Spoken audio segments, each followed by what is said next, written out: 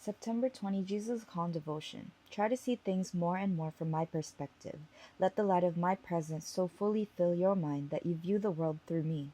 When little things don't go as you had hoped, look to me lightheartedly and say, "Oh well." This simple discipline can protect you from being burdened with an accumulation of petty cares and frustrations. If you practice this diligently, you will make a life changing discovery. You realize that most of the things that worry you are not important.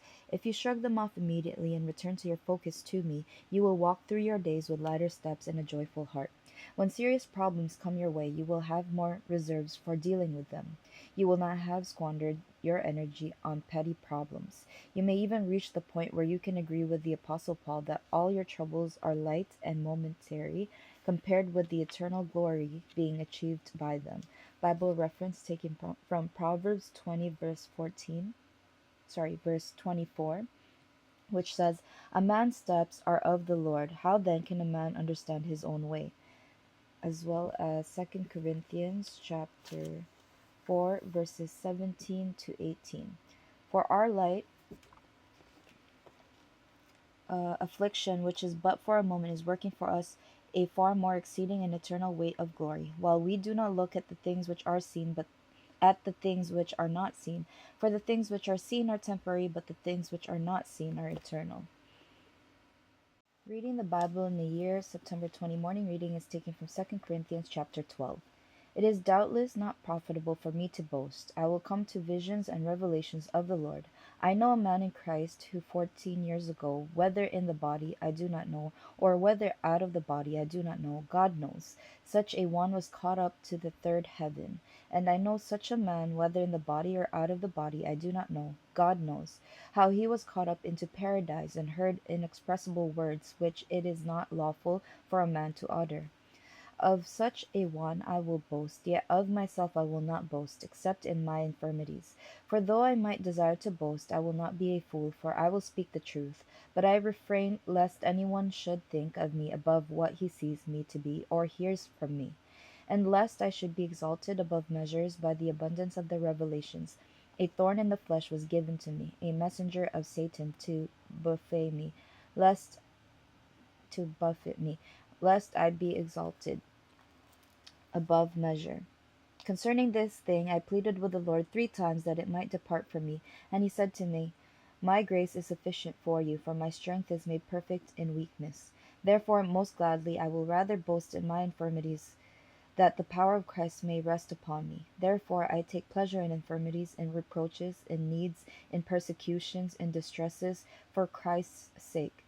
For when I am weak, then I am strong. I have become a fool in boasting. You have compelled me, for I ought to have been commended by you. For in nothing was I behind the most eminent apostles, though I am nothing. Truly the signs of an apostle were accomplished among you with all perseverance, in signs and wonders and mighty deeds.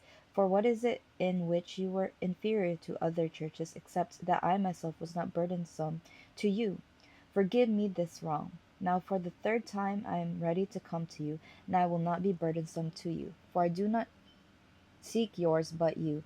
For the children ought not to lay up for the parents, but the parents for the children.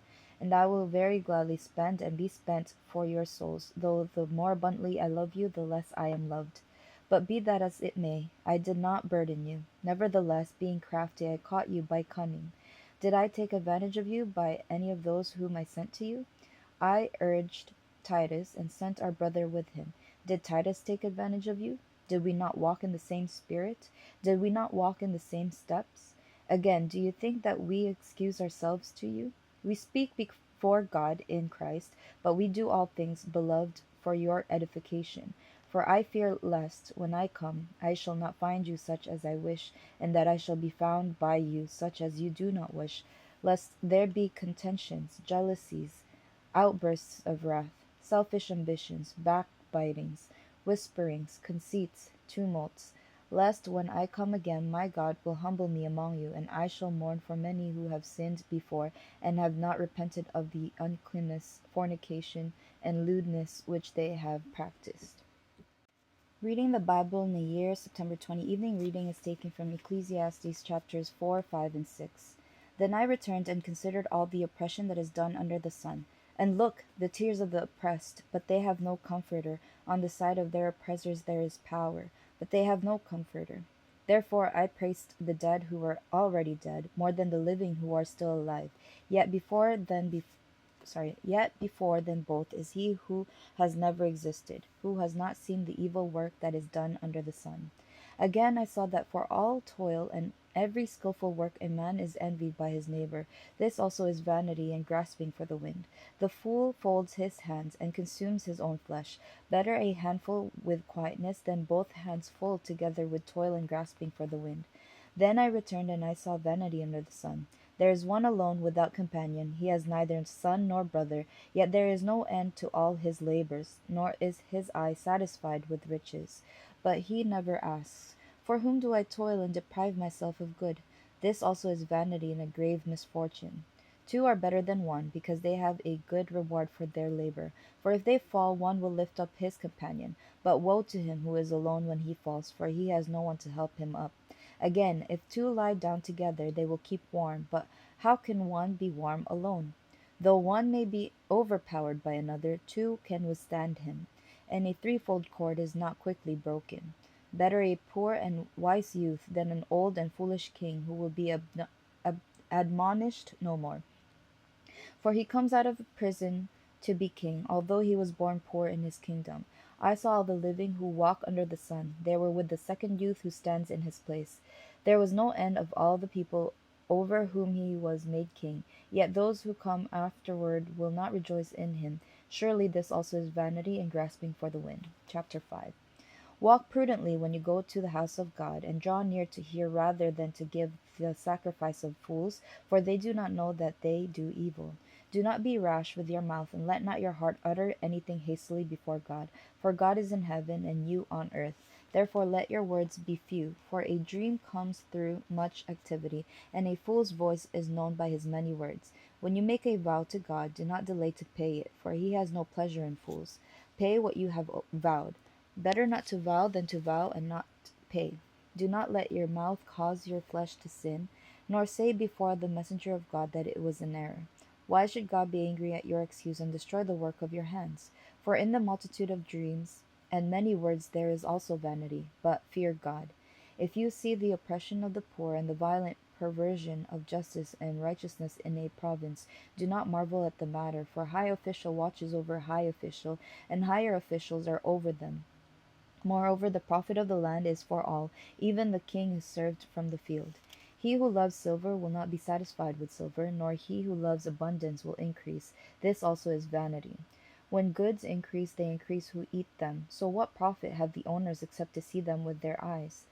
The sleep of a laboring man is sweet, whether he eats little or much, but the abundance of the rich will not permit him to sleep. There is a severe evil which I have seen under the sun, riches kept for their owner to his hurt.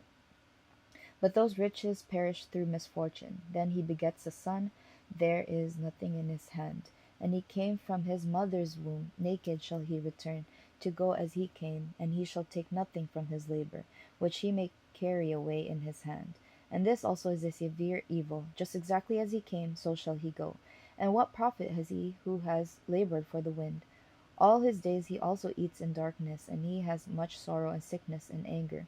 There is what I have seen, it is good and fitting for one to eat and drink, and to enjoy the good of all his labor in which he toils under the sun all the days of his life which God gives him, for it is his heritage. As for every man to whom God has given riches and wealth, and given him power to eat of it, to receive his heritage and rejoice in his labor, this is the gift of God. For he will not dwell unduly on the days of his life, because God keeps him busy with the joy of his heart. Chapter 6. There is an evil which I have seen under the sun, and it is common among men. A man to whom God has given riches and wealth and honor, so that he lacks nothing for himself of all he desires, yet God does not give him power to eat of it, but a foreigner consumes it. This is vanity, and it is an evil affliction. If a man begets 100 children and lives many years, so that the days of his years are many, but his soul is not satisfied with goodness, or indeed he has no burial, I say that a stillborn child is better than he, for it comes in vanity and departs in darkness, and its name is covered with darkness. Though it has not seen the sun or known anything, this has more rest than that man. Even if he lives 1,000 years twice, but has not seen goodness, do not all go to the one place? All the labor of a man is for his mouth, and yet the soul is not satisfied. For what more has the wise man than the fool? What does the poor man have, who knows how to walk before the living? Better is the sight of the eyes than the wandering of desire. This also is vanity and grasping for the wind. Whatever one is, he has been named already, for it is known that he is man, and he cannot contend with him who is mightier than he. Since there are many things that increase vanity, how is man the better? For who knows what is good for man in life, all the days of his vain life, which he passes like a shadow? Who can tell a man what will happen after him under the sun?